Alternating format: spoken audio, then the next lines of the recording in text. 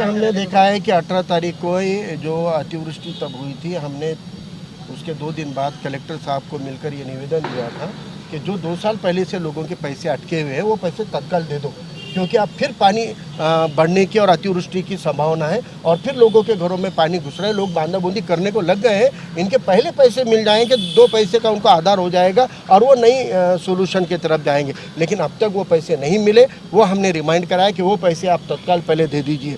दूसरी बात, जो अभी सर्वे कर रहे हैं वो सर्वे के अंदर एक घर एक फॉर्म दे रहे हैं। तो भाई गरीब बस्तियों के अंदर जब बच्ची की शादी बहू आ जाती है तो उसको अलग चूल्हा करके उसका संसार अलग कर देते हैं। तो आप ऐसी जगह पे 600 स्क्वायर फीट की जगह में 2 घरकुल मानते हो, तो फिर 600 स्क्वायर फीट की जगह में 2 कुटुंब क्यों नहीं मान सकते, वहाँ 2 अर्जियाँ क्यों नहीं भर सकते। तो आप घरकुल के हिसाब से एक एक फैमिली को काउंट कीजिए। और खड़गपुरा बस्ती जहाँ घरकुल की योजना ही नहीं आई थी, एसआरई की योजना ही नहीं आई थी, वहाँ पर आप चूल्हा अलग है तो घर अलग है, ये कंसेप्ट के ऊपर आप सर्वे कीजिए। ये हमने कलेक्टर साहब को बताया। और तीसरी और अहम बात है, हर साल बारिश बढ़ रही है, आता है, घर में पानी घुसता है और मसला हल होता है। क्या हल होता है, तो उनको 2-2 साल सताकर कुछ तो भी खैरात दी जाती है और कह दिया जाता है कि कंपनसेशन दे दिया गया है।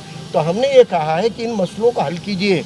ये जो नाला है, इस नाले का नियोजन कीजिए। जो नाला आपका तरोड़ा से लेकर गोदावरी तक बह रहा है, श्रावस्ती नगर खड़गपुरा होते हुए, उस नाले को अगर आप बीच बीच में ओपन एरिया के अंदर टैंक बना लेंगे वाटर स्टोरेज के, और जब अतिवृष्टि होती है तो वो गेट खोल लेंगे, तो ये पानी डायरेक्ट नदी तक नहीं पहुंच पा रहा है, तो जगह जगह पर डिस्ट्रीब्यूट होगा और वहाँ स्टोर होगा। और जब बारिश खत्म हो गई तो फिर वो टैंक में का पानी वापस नाले के जरिए नदी तक पहुंचाया जा सकता है। लेकिन इसके लिए कोई प्लानिंग करने को तैयार नहीं है, नालों की डेप्थ बढ़ाने को तैयार नहीं है, नालों की वॉल बनाने को तैयार नहीं है। दुलेशा रहमान के नाले पे एक वॉल भी बना दोगे तो कई घर डूबने से बच जाएंगे, लेकिन आप उतना छोटा सा काम नहीं कर सकते हो। गाड़ीपुरे के पास में थोड़ी वॉल बनाकर अगर आप डाइवर्शन दे दोगे तो गाड़ीपुरे में पानी आना बंद हो जाएगा। लेकिन ऐसे कई मसले हैं जिसके ऊपर हल निकाला जा सकता है, लेकिन जो चुन के आए वाले नगर सेवक आमदार है उनको कोई लेना देना नहीं, उनको अपने परसेंटेज और गुत्तेदारियों में इंटरेस्ट है।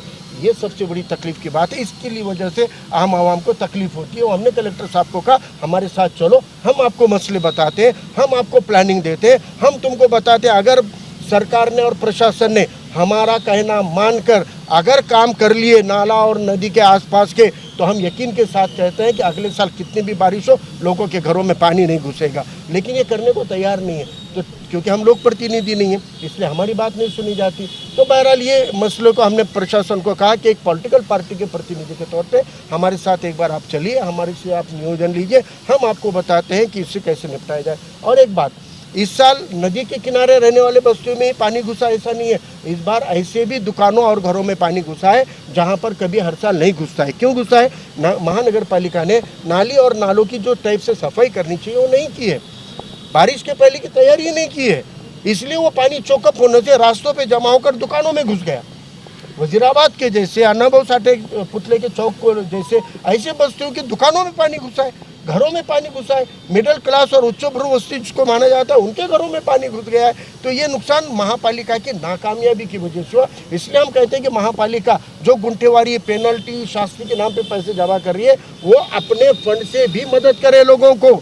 आपकी वजह से लोगों के घरों में पानी घुसा, दुकानों का सत्यानाश। एक दुकान में पानी घुसा है तो 15 से 20 लाख रुपए का कम से कम नुकसान होता है। कहाँ जाएंगे वो लोग?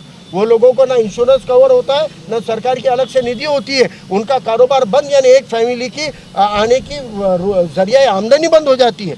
तो इसलिए ये सब चीज़ों के ऊपर अलग से सर्वे करें और जो कमर्शियल नुकसान हुआ है, दुकानों का नुकसान हुआ है, उसका पैकेज अलग से बना कर दे। ये सारी डिमांड्स आज हमने कलेक्टर साहब से की है। पिछले दिनों आप कलेक्टर साहब से मिले थे तो उनको डिमांड कर रहे थे कि पिछले साल के पैसे उन्होंने आपको तयखुन दिए थे कि फिर तक पैसे डाल देंगे, लेकिन अभी तक वो पैसे भी जमा नहीं हुए खातों में। उन्होंने नहीं कहा था, हमने 8 दिन का टाइम उनको दिया था। हमने कहा था कि 8 दिन में अगर आप पैसे नहीं डालेंगे तो हम आंदोलन करेंगे। लेकिन 8 दिन के बाद दूसरा बारिश घुस गई। अगर वो पहले दे दिए होते तो लोगों को राहत होती। वही हमने अभी भी आरडीसी साहब को कहा है कि कलेक्टर साहब को कहिए कि पहले के पैसे सरकार के हैं, आप जेब से नहीं दे रहे, कोई लोक प्रतिनिधि अपने घर से नहीं दे रहा है, सरकार से है। अगर 1-2 लोगों को ज़्यादा चले गए तो क्या नुकसान हो रहा है?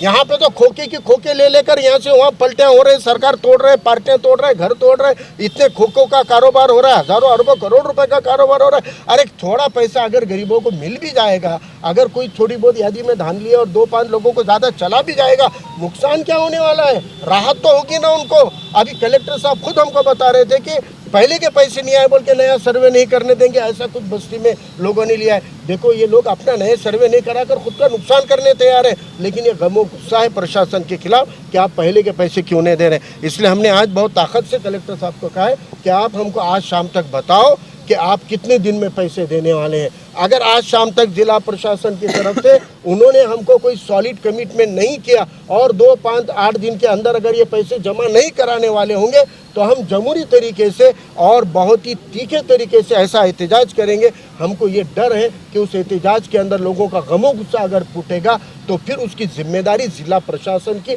मनपा प्रशासन की होगी, हमारी नहीं होगी। लेकिन आंदोलन किए बगैर अगर ये पैसे दे रहे हैं तो हमें आंदोलन की ज़रूरत नहीं है। और अगर ये पैसे नहीं दे रहे हैं 4-8 दिन के अंदर और आज शाम तक अगर वो हमको एश्योर करने में कम पड़ जाते होंगे तो इंशाल्लाह कल मीटिंग लेके हम डिक्लेयर करेंगे कब और किस टाइप का आंदोलन हम करने जा रहे हैं।